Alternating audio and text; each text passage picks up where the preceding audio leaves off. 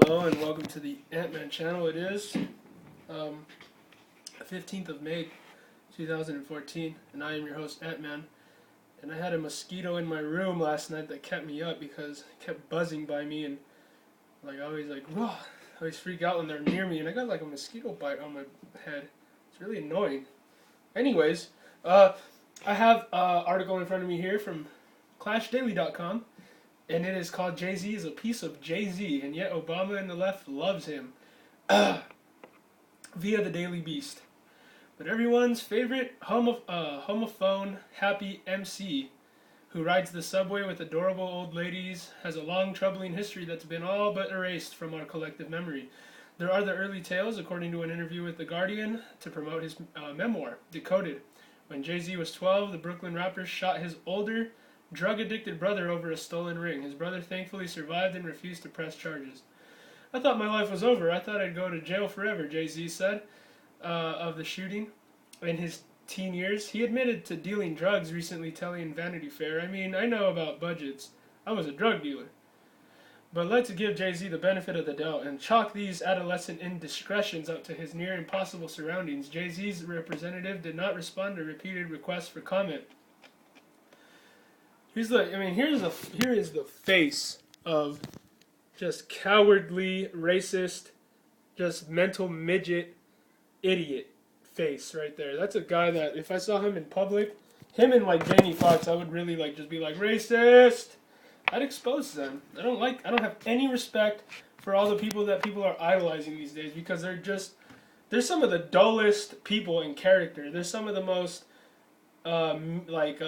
petty people, seriously. Jay-Z gets caught wearing shirts that are blasphemous. He calls himself blasphemous things. His music says blasphemous things. He has a real issue with himself, because really this hate that people harbor toward other people isn't good for them. It's not that I'm threatened because Jay-Z's a racist or anything. It's just that I look at him and I'm just like, man. It's sad that when I was young, when I was going to middle school? Yeah, middle school. I liked Jay-Z. I bought his album and all that, and when you grow up and you wake up and you know that some of the people you might have liked in life growing up were some of the worst people that have ever influenced society, man, big time. This guy's a bad influence on people. He's pushing a lot of hostility, division, and hatred, and it's all he's no good, dude. He knows what he's doing, and he's not a good person at all. Not that anybody is, but he's given to being a deceitful racist. Because with all the political correctness, I mean, white people are supposed to be self-loathing and hate themselves and believe in things that aren't even true. But black people can go on talk shows and say kill white people and call them whitey and stuff like that. And I don't care, dude. People have accused me of saying the N-word on my channel, but I don't think I ever have. I don't entertain ignorance. That's just ignorance.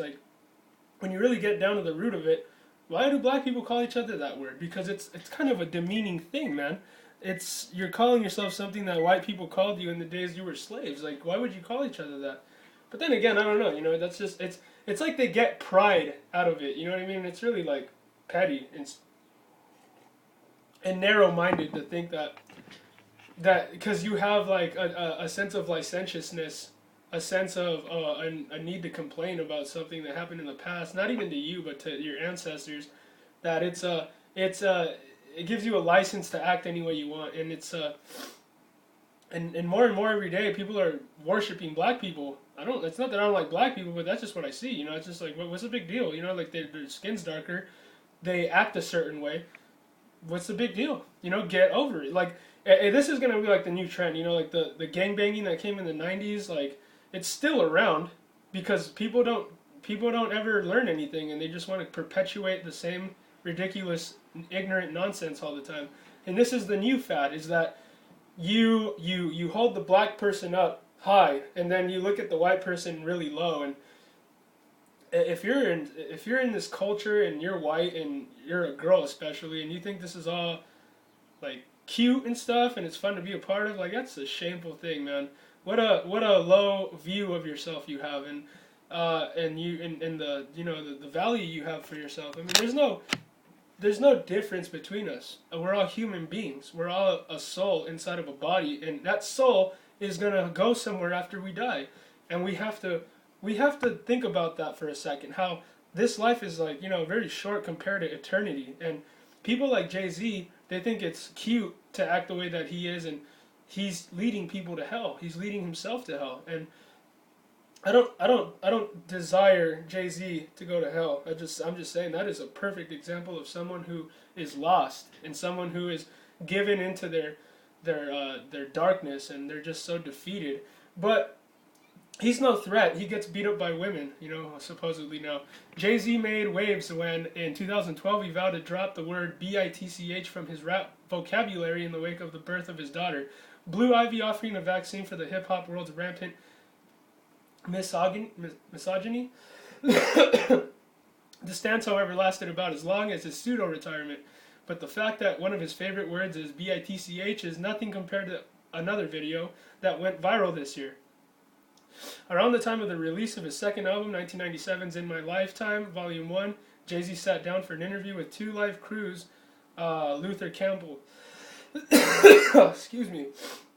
But this isn't any normal interview. Next to Jay-Z, a topless woman is seen performing oral sex on top of another topless woman, while the two giddy rappers laugh and look on. If that isn't the height of female objectification, I don't know what is. Pretty bad, right? Well, that's nothing compared to the time Jay-Z stabbed somebody or someone. I don't know. I'm not impressed. I'm not impressed by people like Jay-Z. I'm not. I used to live a life of being a rock star, man. I used to put out albums and play shows all over the country, dude. It's fun. I loved it. I loved, I loved sin at one point in my life, man. I know what this is like. It robs you of your humanity. It makes you so empty. It makes you suicidal, man. It's depressing when you have everything you want and then you're still not satisfied. It's depressing. I used to have that lifestyle that this guy, probably not to the extent he he has a lot of money. Let's face that. He has a lot of money. But these things don't satisfy you, and when you try to flaunt it, that's a cry for help, dude. Like you're flaunting success, money, and drugs, and all these things, and it's like a cry for help. It's like you want people to think you're so happy and you're all that, but in reality, you're probably miserable, man. And the fruit shows it what kind of a tree he is, right? Because what he shows in his actions is that there's no stability in him. That he has like these sentimental, emotional moments where he has his daughter's born, and he starts to look at women differently, but then he goes right back to doing what he used to do. This is our human nature. We don't do anything good in and of ourselves. We are no good. To change a real human being, you can't nag a person to become better. You cannot change anybody. You can't even change yourself. I believe that the only way you can be changed is through the power of the Holy Spirit, claiming Jesus as Lord, believing in Him, believing that God sent Him to die for you, that He lived 2,000 years ago. He died and He was crucified. He was buried and He resurrected from the dead. And a lot of this Bible is based on eyewitness accounts of people who saw Him after He was crucified.